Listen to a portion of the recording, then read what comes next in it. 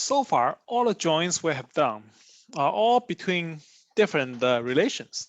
But in fact, there's nothing stopping us from joining the same relation to itself, which is called self-join. Example of self-join is a table need to reference some part of itself. For example, if we have an employee table, which we have an employee, which each employee have a supervisor. And the supervisor itself is also an employee.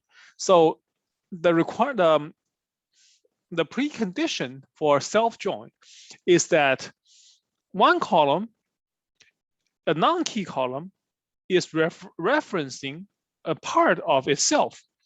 You have to have this self-referencing in order to have self-join. So here, you have an employee, you have a supervisor. If you want to find the supervisor of supervisors, you need to find the supervisor first.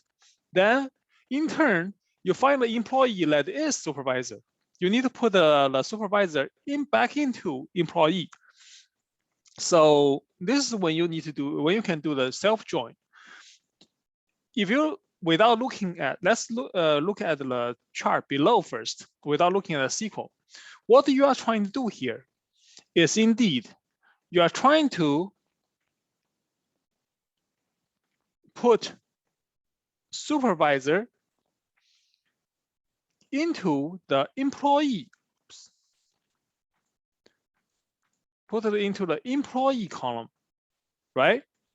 So you are looking for the employees that are supervisor, which means you are looking at the employees in this column. You are matching the supervisor value to the employee value.